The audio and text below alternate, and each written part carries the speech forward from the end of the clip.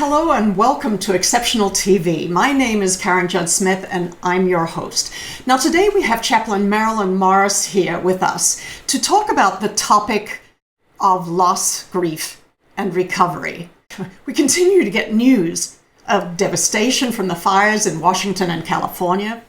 This morning, Hurricane Sally is slamming into the Alabama and Florida coasts literally as we speak, and the loss of life is from horrible wars is still going on in Yemen, Syria, and too many other places around the world to even begin to list. And the other elephant in the living room is COVID-19, that's adding loss of lives, increased domestic violence, and just even at the level of loss of our way of life. So many things that cause us grief. So loss and grief are present in so many people's experience, and the recovery journey is often challenging. And part of it is we haven't really learned how to do that piece. But there are some who act as guides for us, taking this journey. And today's speaker is one of these precious souls. So again, I would like to welcome to Exceptional TV this morning, Chaplain Marilyn Morris. Welcome. I could read a bio. What I'd rather do is have you tell us a little bit about how you ended up here, where you are. I mean, a little bit of your story. When you first decided to become a chaplain, what you first did in your first few years, the impact it had on you. Anyway, just your own journey to here. The microphone's yours. Chaplaincy kind of came to me. I didn't, seek to be a chaplain, but in my midlife, in my mid-40s, I went back to do some graduate studies, and that led me to decide to go to a seminary and complete. I did a master's in sociology and anthropology of religion, and in doing that, realized that I wasn't really happy just studying something academically. I wanted to be more active in it, so I thought, well, I'll go to the seminary and maybe, see what it's like to become a pastor and actively do religion rather than study it, because I had a comparative religions degree as a bachelor and then master's in the study of religion. I went to seminary getting a second master's degree. And I had to do some pulpit supply, and really didn't like it. I thought, well, that's not going to make a good career. And so I asked not to do the pulpit side or the preaching or the pastoring side, and they said, well, you have to do something, in the field while you're studying. So they had an opening at a men's homeless shelter for what they call an intake chaplain. I had no idea what chaplains did, but I didn't have to get up in front of a pulpit and preach at people every Sunday. So fine, sign me up. And in those 2 years, I found that I was doing an awful lot of listening to the men and women and teenagers coming into this homeless shelter. We had 68 beds, and in doing that listening, I realized that, one, I really liked that role with people, and hearing them talk about their losses in life, I began to understand that a chaplain often deals with loss and grief, and that it's not just when a loved one dies, it's when a hope or a dream dies, or a job, or something in life that's significant and alters us and takes a chunk out of us, leaves a gap, leaves a gaping hole. And working with people in a quiet way where I'm listening and kind of attuning to them and observing, and then handing back what I see and what I hear in a very gentle, non-judgmental way to help them hold the process as they go through, accommodating, well, what am I going to do with this gaping hole, and how am I going to patch it up and heal it and move forward? So you were dealing with people. 22 years. You were dealing with people in their most, not necessarily most, but a very vulnerable time in their life, right? Correct. Yeah. And then after that, I finished my master's degree. They allowed me to go through, and then I started, actually, I had an honors degree, but then after that, I started the training, and I did 2 years of training to be a professional board certified chaplain in a large hospital system in the Midwest. And then following that, 18 more years Wow. in the profession. Half of that in hospital work, doing emergency response, doing intensive care response, and every age from NICU, little babies, into hospice. And the last several years, I'm now semi-retired, but the last several years also as a bereavement counselor and doing group and individual counseling with hospice. So, just like you, even though you were in the studying religion at a seminary, and you still didn't know what a chaplain did. I suspect a lot of people don't really know what chaplains do. And so can you explain, just tease that out a little bit, chaplain, pastor, you said you didn't want to be a pastor, you didn't want to, give Sunday sermons. Then what's the difference? Oh, I didn't want to do the administrative part either. Fair enough. Parish council and all of that. And I grew up in a pastor's home, so I knew what some of that involved, and I thought, oh, that'd be fun to do. But when I actually had to do it on a regular basis, like, no, my dad didn't have a fun time. He just made it look that way. But he's more of an extrovert anyway, so he did enjoy all those meetings and such. Let me just share with you what a chaplain does by sharing a true story of an ER doctor, emergency room doctor, who we were having a department meeting in the emergency room, and the social workers were there, and the head nurses were there, and the doc came out, and I'd worked with him for a while, and I knew he had a quirky sense of humor which matched mine, and he had a whiteboard. And he had what everybody did, and all that kind of. And he said, "Well, the social worker does this," and he had a list down, and the nurses do this. Can you just expand a tiny little bit on the list of things, because I think this will help tease it out a little bit. So, like the social workers, they do what? I mean, and how to. Just a little bit. Oh, okay. Well, social workers, when somebody comes into the emergency department, they collect all the clothes and the items, because a lot of that stuff gets torn off and thrown onto the floor, and they try to make that as neat and tidy as possible. Wallets, anything that can help us locate, family, call next of kin, if they haven't accompanied that person already to the hospital. So the social worker starts out by getting, doing all the kind of physical stuff, but also gets the paperwork ready in right. Whether the person gets admitted upstairs or whether, as in many cases, the outcome's not good, then they get the paperwork ready for either scenario. And so they get kind of all the externals in place. Yep. And they have to do it quickly sometimes. Then the nurses, of course, they have different. Right, that's more obvious. Depending on their specialty. Right. And they go and they surround the bed, and they're at a certain location and all of that. And then the docs have their role. And then he had chaplain.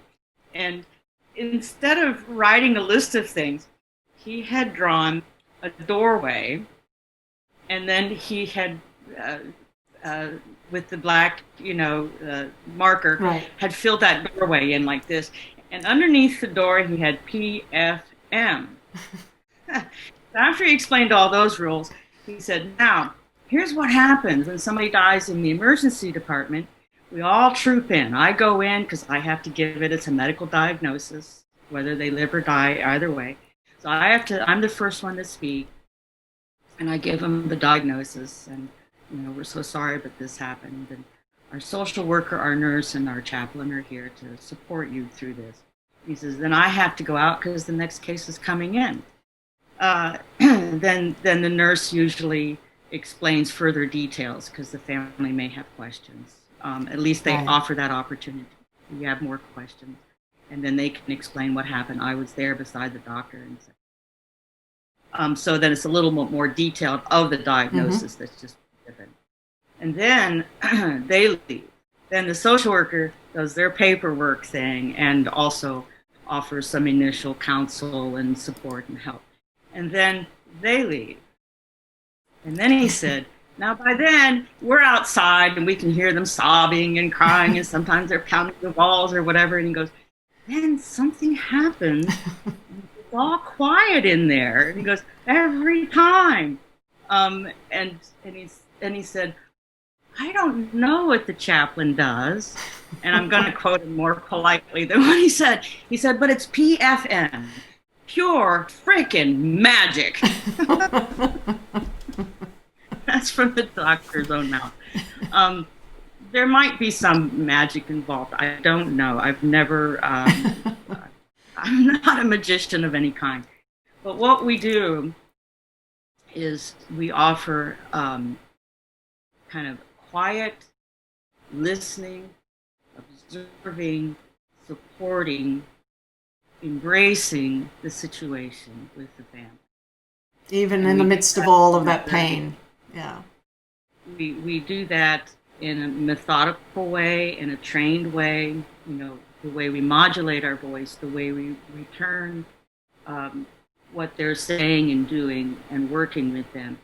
And it is, when you're trained in the skill sets to do that, it is remarkable how, and I'll get into this in a little bit, how people will utilize what you're conveying, what you're offering, how they will take that and emulate that, and you know, just in the human way that we see and do what we see others doing.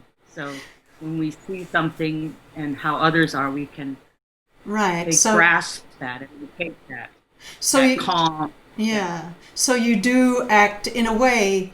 These moments are very uncharted for people. They're not familiar. They're not ones they want to practice for or anything like that. But they find themselves there, and then having, I guess it sounds to me like what you're saying is, in a way, you kind of say, take my hand, and then you lead them through that process and give them just some level of assurance of which direction to go, given that this is something that is just very unknown and new. Yes. Yeah.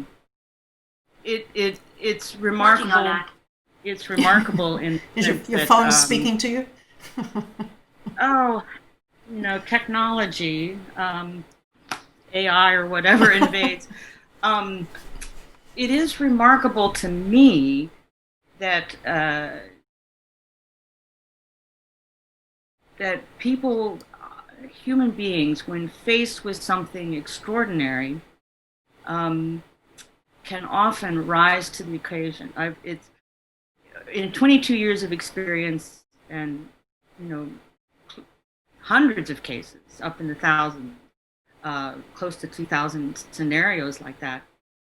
It is remarkable to me that very, very few actually refuse or fail to rise to the occasion, in the sense that, and I'm not saying everybody does it, you know, perfectly, or they come out smiling, or, you know, right. What I'm saying is that they actually can incorporate loss and the immediate beginnings of grieving in a remarkable way, in a very resilient way. I would say that the human capacity to encounter difficult moments is much more than what we can appreciate, and better than what they actually portray in the movies. Well, I experience they're astonishing than what's portrayed in the movies, and I go, if only they could be here watching this family deal with this situation. And you know, maybe that's a new TV script, because you know, because of all the TV shows, we know what a doctor does. We tend to know what the nurses do. We don't know so much about the social workers because they're rarely featured, and we definitely don't see the chaplains and don't watch them doing their work. So one of the ways we think we know how things work is through television, etc. But yeah, so maybe it is a new arena that could be, a new storyline.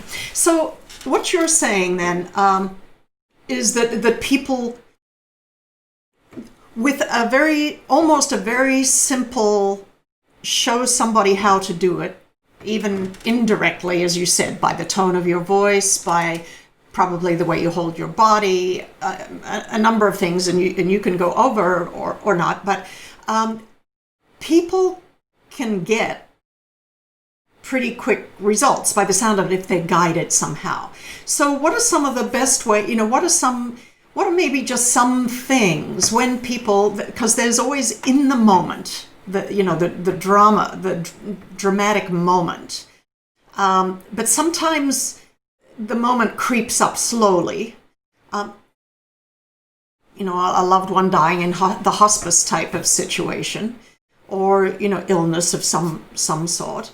But what are some...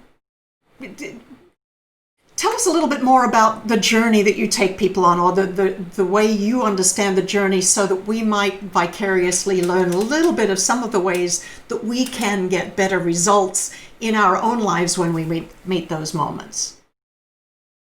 Right.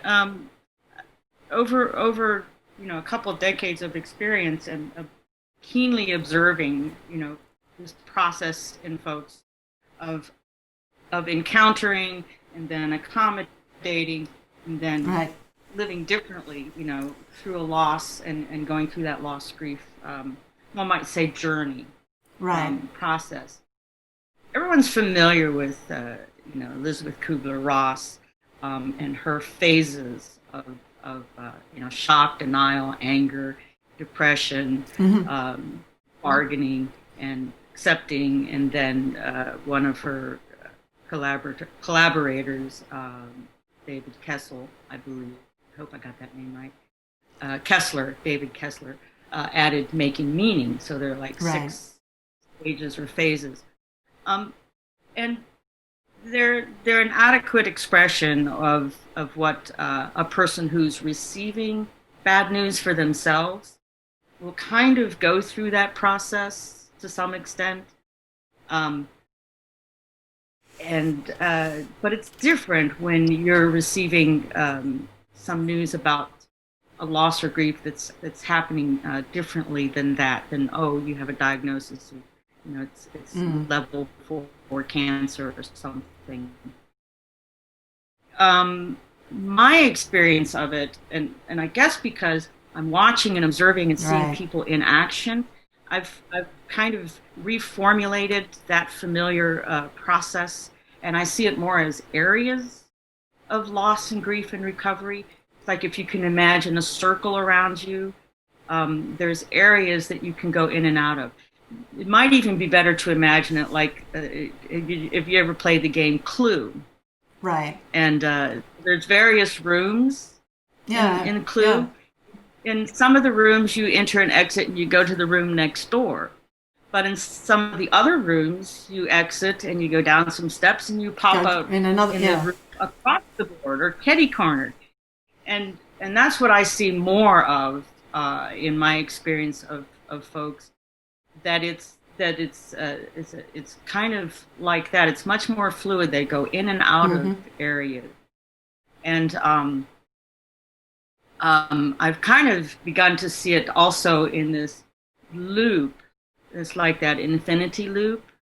So there's like 2 aspects of those areas.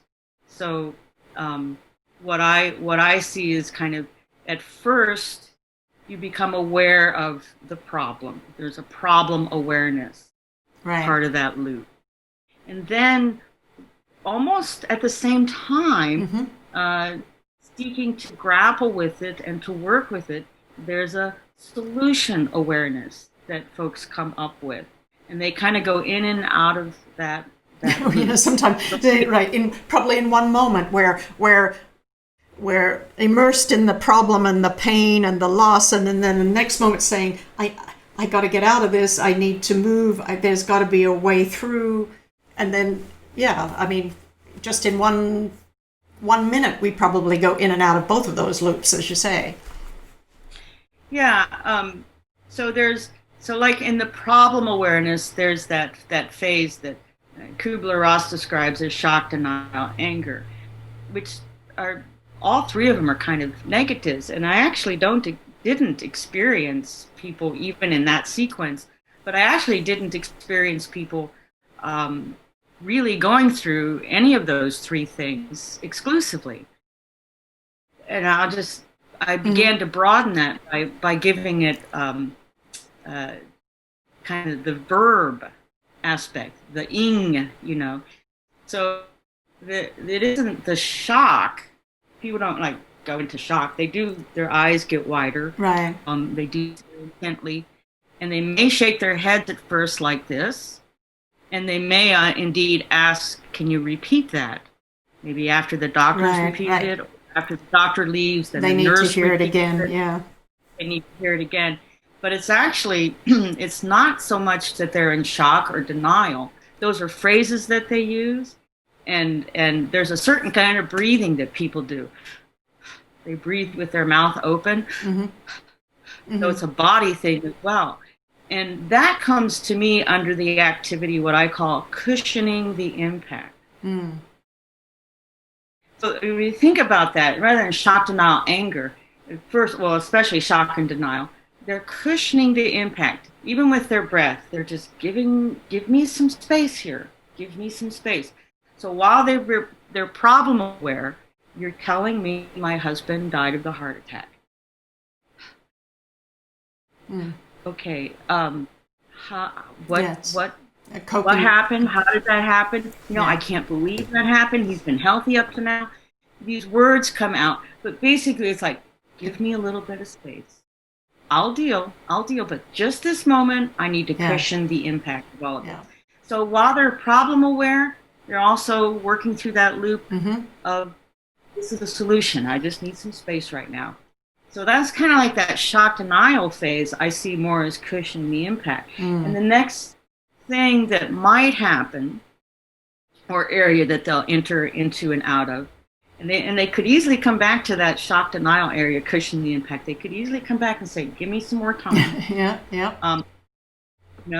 Or they go through this whole journey, and then days later, I meet them again if they've asked me, "Could you come and do the funeral?" Then I see them walk into the funeral home, and guess what? Cushion the impact. So their eyes get wider. Sometimes they put their hand over their heart, protection, without even realizing it. They cushion the impact of entering that new reality of what their process is. And so I'm fascinated by that. By even in the midst of being presented an overwhelming problem, there's this almost reflexive way of finding a solution for entering that, for that going loss. along, taking the next steps through time. And that's at least. That's what I call the hearing it kind of area. I'm hearing it, but give me some space. I'll hear it. Mm-hmm. The second kind of area that I see people participating in, I call it the seeing it area, and that's more of engaging. After a time of reacting or whatever. Okay, let's go see. And it's actually, they go see their loved one, in the hospital. They're ready for that, taken out of the OR theater and put into what we call a presentation room where the lights are quiet and they've been cleaned up and there isn't mess all over the floor, and they have time to then see it. And then there's the feeling it. And that can even involve, actual touching of the body. But also they begin to feel the emotions. They begin to experience their emotions and engage that. So there's kind of hearing, seeing, and feeling. And they go in and out of those areas in the initial phases of a significant loss. This can be the same thing when you're sitting at your desk at work and you get an email saying, goodbye. We have to, we're cleaning out the department, we're losing money or whatever. Right. Yeah. And get that notice, and there's a death in the family. It happens to be yours. Yeah, right. You're losing your job or your career, or the boss comes in and says, "Can we have a moment?" and sits down and says, "Due to you're the last whatever one to come in, right? To be free to go. Whatever rationale is given. Yeah. And so and so there's that. You'll cushion the impact. But then you'll want to see it, so you'll want more details, and then you'll begin to feel it, so the face will flush and your heart's beating, and that was all happening, but now you can recognize, oh, I'm really upset. You might be mad, fists are clenched, or sad, or you could be relieved. There's all kinds of emotions, not just anger. And sometimes you can be mad and relieved. Absolutely. Because we're human beings and we're not simple, so there are parts of us that would be mad and indignant. How dare you? On the other hand, I was wondering, I knew it was coming. I'm just glad it's not hanging over us anymore, whatever it is. But yeah, human beings are complicated. We're not just this simplistic. Yeah. Oh, those rumors turned out to be true. Yeah. So there is all that going on. And then in the Kubler-Ross scheme of things, there's the bargaining and the testing and finally the depression or the resignation and then the acceptance. Different words are used. Again, they all seem so kind of negative and passive. And I over the years, I just didn't see people being as passive as that in their loss grief journey. And so going in and out of these areas, I saw more, and I'll just kind of the solution awareness area, that second part of the loop. After engaging emotions and all of that, then they begin to gather resources. So after they've visited time with their loved one, we go back to the general area, the meeting room where they have all their stuff, and they say, "Can we call some people and tell them what's going on, and et cetera and so forth?" And a lot of times they'll call their pastor or their rabbi or somebody significant in their community, along with family and friends. So they begin to gather the resources around them, and this is. It's rare that I encounter people actually doing the bargaining thing. Right. I can imagine, though, if you're receiving, bad news about a prognosis, you might want to say, well, if I do the chemo, if I do this, if I take natural medicines and vitamins, I've seen that kind of bargaining. But in dealing with a significant loss in the way that we're kind of talking about what chaplains mostly deal with, I see people begin to actually move into a solution awareness phases of things, those areas that are less problem focused and more solution focused, and it varies. So but that gathering resources is a lot of times the next step. You did send me a document that I can put up. Would you like me to show people that diagram, or if you want to, I can put it up at the end. However, and I'll just briefly show it, and maybe you can probably see it too. Let me see if that's. I'm not. Yeah, there it is. Yeah. You're seeing it, but no, I think the audience is not seeing it. So that's a. Yeah. That's fine. That's so, fine. But that's something that maybe at the end of this, if somebody wants to see what you've put together, just that one-page document, they could email you and just for their own edification. Yeah. Great. Yeah. I think people are very familiar with the schemata that Kubler-Ross has come up with, and I'm not countering it. I'm saying that is indeed a lot of what people do experience. And those words are familiar, but But my own observations have led me to go, yeah, but I Yeah. see I Right. see something more active happening.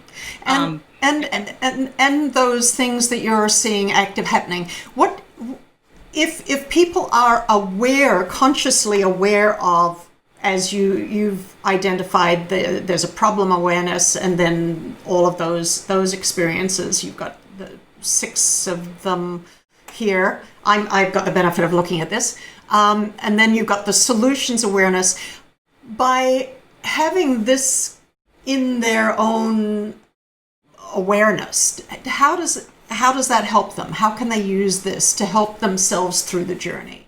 Is that something I, useful, or is it? oh yeah, when I share this like in bereavement counseling, I don't share it in the emergency room. I don't. Here's a turtle help. Now that doesn't happen at all. But Yeah, in the well, that would aftermath, be useful. we go through when we go through a bereavement process. I do, especially as a hospice chaplain, I would follow up with bereavement counseling for up to a year, 13 months actually. Um, and when I would show them this chart, they would go, oh yeah, this makes sense of what I am actually doing. And when I explain to them, these are areas that you could go in and out of, and you can always repeat, going through that. So yeah, so I have this cushioning the impact. Then you enter the event, you see it, then you engage the emotions. Then there's gathering resources. And again, this doesn't have to happen in that order. Sometimes the first thing they do is they go, before you tell me the bad news, I need to call my pastor and tell him to come to the hospital. Right, right. But And understanding that there are all these elements that helps them. right, What I heard you say was it helps people understand what's happening in their own lives, and that clarity is what is useful, right? right.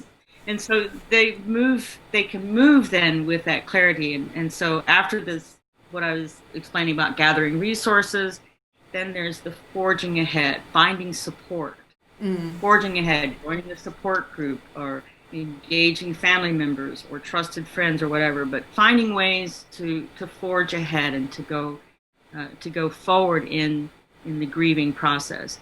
And then finally, what I see people doing then is negotiating life differently. They come to that understanding sometimes very quickly. Things are completely different now. Right. Now that she's gone, now that this has happened, now that I no longer have that job, I got to negotiate life differently. Right. And then they might go back and gather resources, and then they might, or they might just, look for ways to find that support and forge ahead, and then gather resources, etc., and so forth. And so all of that, put together when they're handed, they're like, yeah, it's like light bulbs go on. Right. They go, yeah, yeah. And And one of the things about negotiating life differently that really gets exciting is sharing the story. What happened to me? That's that meaning part. Right. This is Right. what happened. This is how I dealt with it. This is who came out of the blue. Never thought this person would be so helpful and wonderful. And so sharing the story of what happened and what it means and how they're moving forward and kind of being able to paint the whole picture then is very helpful. So having that, putting that chart together and having that, I've found that is helpful for people. And when I do bereavement counseling or spiritual counseling, I do both. People really appreciate having it kind of graphically put together, Right. and seeing it in contrast with Kubler-Ross, because her work was very significant. And those of us who do loss grief, we read that work, her work, and understand that process. But seeing the words maybe in a more activating kind of way, and seeing that they can go in and out of these areas, it's kind of liberating. And it occurred to me now, one of the phrases that I believe has kind of become much more a part of our language, and that's looking for closure. Now, what thought came to me as I was listening to you speak was that, in a way, when we have done both, become fully aware of the problem, the challenges, the reality of that loss, and have, dealt with those emotions, and then really also done the solution side of each of those more fully, then you could possibly say there's closure and then the moving on. Is that trying to package it up a little bit too neatly? Yes, and I never use that word for that very same purpose. Living life differently is closure enough. But you're still, what I encourage people to understand is there's going to be days where you wake up and you might be in that shock denial kind of, I cushion the impact. You might wake up going, I'm not going to answer the phone today. I just don't want to talk to another person. Or it could be a year later and it's the anniversary and people are going to call. Yeah. And you want to cushion the impact. So, you want to push back and create some safe space for yourself. So there is no, after a significant loss, losing a job and having to move across country, there's life is different.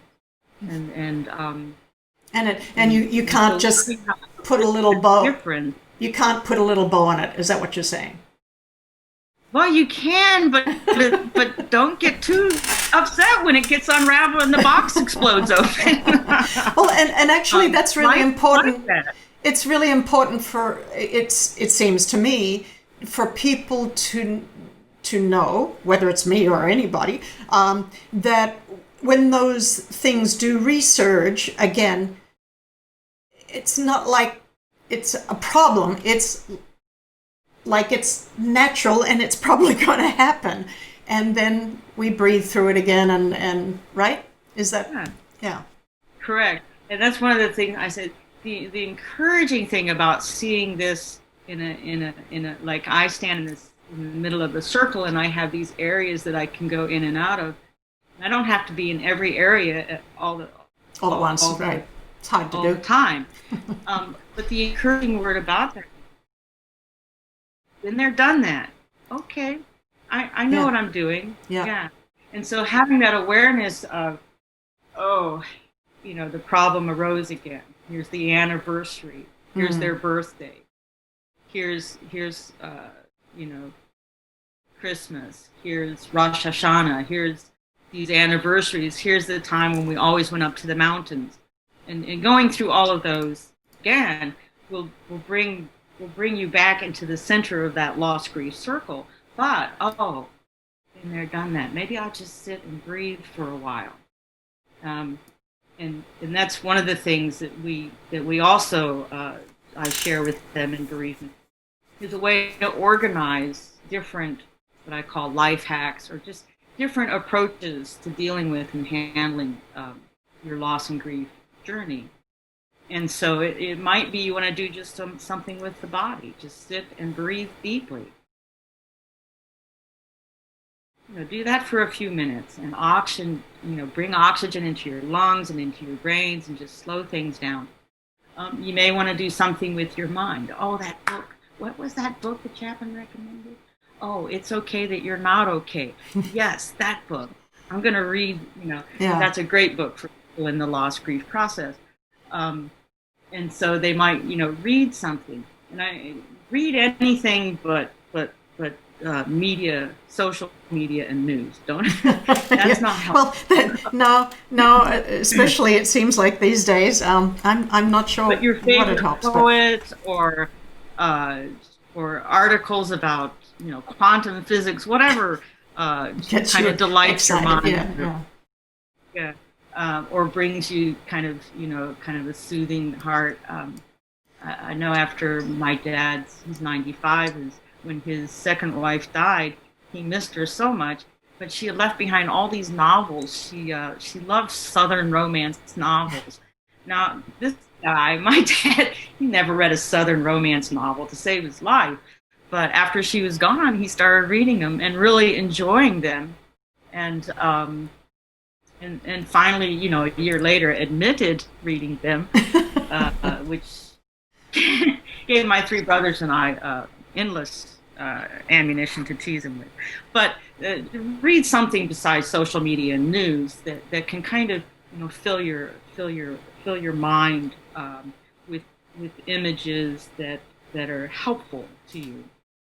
And then there's kind of like the heart area, the emotional area. Take care of that. You know, join a support group, call a pastor, see a therapist. There's all different kinds of ways to work through the emotional side of things. And then there's kind of the soul work that one wants to do. When faced with a significant loss, you are going to ask questions. What's the meaning of this? You know, what's the meaning of life? Life seems so tenuous now and so fragile, etc. And I just call that my quadrant: body, mind, heart, soul. And it's just kind of like having a bookshelf. You can put your little, you know, things you do that help you in those areas. One lady said, for my body work, I just go to my garden. I pick tomatoes. That's how I deal. You know? And so people can share then and kind of understand that on any given day, you don't have to do everything, body, mind, heart, and soul. You know, you can just go, today is just my soul. I'm going to sit and be quiet. Or today I'm taking the dog out for 3 walks. Or getting fat in it. Or, you know, whatever. or even if it's just from the point of view that, you know, I think quite a few people, you don't always like to have just a total organized, you know, schedule that is the same every day, and that I don't like to go to the gym, but I do like to play VR games. So I can feel good about being active by playing a game, and I'm still taking care of my body, but without it being okay, I've got to go to the gym 3 times a week at this time on the way to work or on the way from. And so just the whole concept that I just heard you talk about there is what you said, the body, mind, heart, and soul, right? And so then you can find, what I heard you saying was that you can do a number of things in each of those areas, but still try to then take care of each of those areas rather than be just, totally ritualistic about one religious activity or meditation. I mean, for me, I like gardening that's my functional meditation. Right. Everybody has, and it just kind of helps you, you know, place things. And it's like going to the bookshelf. You go, oh, this will be a good one today. You know, oh, maybe this one this afternoon, this one this morning. So it just kind of helps to, as somebody said, oh, yeah, now I know where all my choices are. Yeah. And I can pick and choose. It's just a lot easier. And that's the whole purpose, because I tend to be a scatterbrain, not at work, but as soon as I come home, it's like, so when I stumbled upon this, created this actually, I was very pleased with myself, because I'm like, wow, I can finally get that mess in order, and it was extremely helpful. And especially when I did the wheel and put my own self in the middle, and do this sometimes in a bereavement group, and we'll come and we'll have a little chart, and we'll put, you know, me. And then we'll have these different areas, you know, hearing it, seeing it, feeling it, and then, you know, gathering support, getting your resources together. This week I worked on that, and this is what I did. And then, you know, forging ahead, and then finally, you know, sharing the story, making the meaning out of it. And we go through that process for each other and with each other. It's truly amazing. Then people can discuss that. Oh, I gathered some resources together this week, and they can discuss that using the body, mind, heart, and soul. And this is how I did it. You know, I got a book out of the library. And, you know, and so then Yeah, so then you in that, just being social creatures as we are, we get ideas from one another, and we get affirmation from one another that yes, that was really good. Oh, that's a great idea. And then there's the sense, which is important, of making headway, making progress, because that's important for us, instead of feeling like we're still stuck in the mud of whatever it is, but to actually recognize that we are making progress along this path. And then you can look back and see, where we've come from, and then also turn forward and begin to say, okay, well, now I want to go to somewhere else. Yeah. And it's interesting because in loss, grief, and recovery, in that in those settings, when we can create that language, by giving them this kind of language around it and organization around it, finding that folks go through the process and they catch each other, they affirm each other. They also, and as a chaplain, I sit back and just keep it shut. They also, when I say they catch each other, not only as the other person may falter, but they also, it's like, that's BS, and you're really mad, and you're hiding it. So they know each other, but having this framework and having the language about it, that isn't about shock, denial, anger, that's to me kind of closes in and says, it keeps people in a negative mindset almost. So as I hear you're talking about basically groups. Is this something that is highly recommended to do when people do, to find a group of people that they can, in a sense, do this work with, so to speak? Is that just not necessarily? For some people, groups are very, very helpful. For others, they're threatening. I've watched people not be comfortable in it. Yeah. It's not how they process. Yeah. And so they sit there and they do the body language, cross, leaning back, or they just sit with their hands kind of folded and they're very quiet and they have a pained expression on their face. It's not for everybody. Groups are helpful for some, but this is a process I've done one-on-one with many, many people, and so that's just as helpful. And you do it with families too. I mean, I would imagine just historically you would have done it with families in their home. And one-on-one, and sometimes over the phone. And then I say, I'll send you the chart in the email if you need a visual. And they go, no, the words fit. I understand the concept. I get it. So it's not everybody. You just approach each case as it is. Differently. So then I guess we've still got a little bit of time, but just in the case that people do want to connect with you, I know that below, at least on the Exceptional TV page, your page there, we put your email address. That's how best for people to get hold of you, is just to simply shoot you an email, right? Yeah, that's it. That's my professional email address. I have another one for family and friends. I won't share, but because it's just a really quirky name. Yeah. But chaplain.marilyn is how you can get a hold of me, and happy to answer questions via email. and they can probably pretty easily just say, hey, can you send me that document if you got it, PDF or something like that. That'd be great.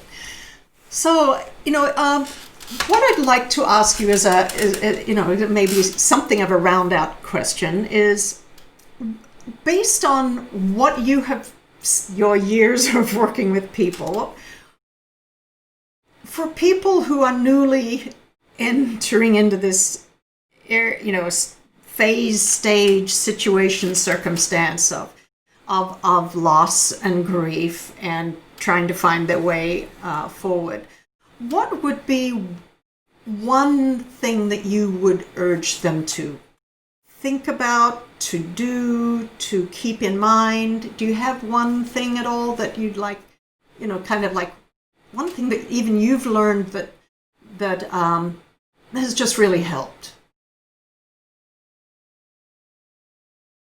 It can be two things, but Yeah. and it could be simple or yeah. Trust yourself.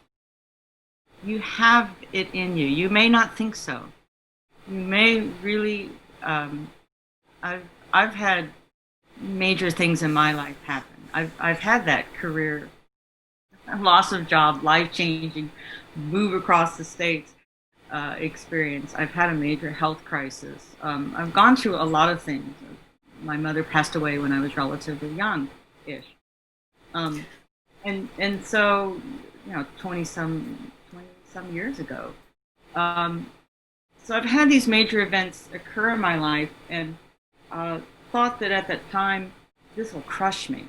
This is it. That devastated feeling when you first encounter a significant change in your life, or losing someone with whom you had a very close, loving, caring, respectful relationship. And I've been with hundreds of people in that same walk, Right. in that journey. And that's why I came up with this kind of rephrasing of it, because I saw the strength in people in every kind of situation. A mother finding out the day before her due date that the baby has died in the womb, and creating with me, how to give birth to that and how to honor that. An astonishing way of working through that significant loss and grief, and how to incorporate then her husband and 3 daughters. And it was the boy. It was going to be, how to incorporate her daughter's disappointment in having a baby brother, and her husband's, I finally have a son and love my daughters, but right. And then her own profound. Did I come up with all of that? I only basically held her hand, and was there when the baby delivered, and with the nurse, and held the nurse's hand. Everybody's breaking down, but not the mother. Basically, I followed her. She made the plans. She found the resources, the whole process. Talk about gathering resources, talking about forging ahead, and then sharing the story. Right. She shared the story with family surrounding her bedside, me, the nurse, and we're all in tears. And the mother's holding everyone. And so hard for me to go back there. Yeah, the strength in it wasn't like she had a PhD or an Olympic athlete, or just this mom, Right. And I can go through countless stories like that. Kids coming up with the strength to deal with things. 106-year-old lady humorously saying, when I said, "Is there anything that I can, do for you this week in between our visit next week?" And she goes, "You can pray that I don't see you again." And lo and behold, I said, "Okay, now I don't know about my connections, and I'll do my best." But lo and behold, the next visit I saw her, she was in process, and I came in and she had a weak grin on her face, and she went, "You must be connected somewhere, 'cause we're leaving." So the strength that people have totally amazes me. So I guess those 2 words is trust yourself. You have it within you. It may not appear today, it may not appear tomorrow, it may take a year or 2 or more, but eventually you'll be living your life differently, and resiliently and beautifully. Maybe not wonderfully. There isn't, as I say, there isn't a rosy, end of the walk with the sunset. There isn't a walk. Right. Yep. But our ability as human beings to forge ahead, to live life differently in the aftermath. And I'll just quote something that I wrote one day, and I think this was around about the time that I encountered that mother. And I went back and looked at my journals when I knew this interview was coming up. What I wrote was, navigating through and finding ways forward in the aftermath of a significant loss is to learn the tender, hard lessons of resilient living.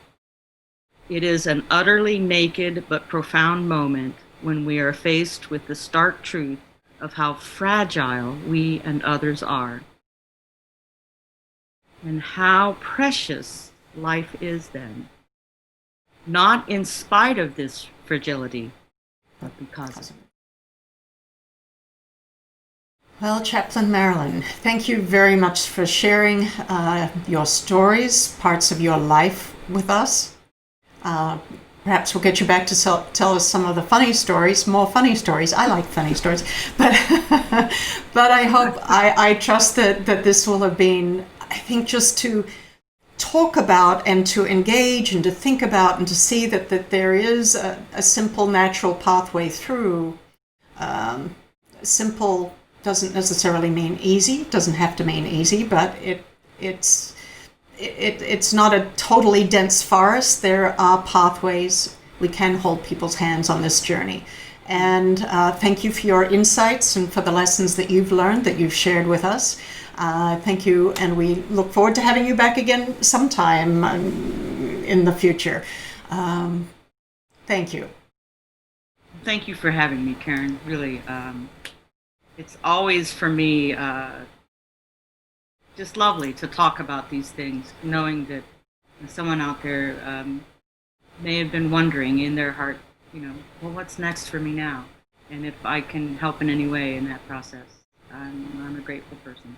Thank you. Yeah, so please, if anybody wants to connect with Marilyn, just connect through the email. There's a link somewhere on this page. And we look forward to seeing everybody back here same time next week for Exceptional TV at 10 o'clock Pacific. We wish you all a safe and wonderful week.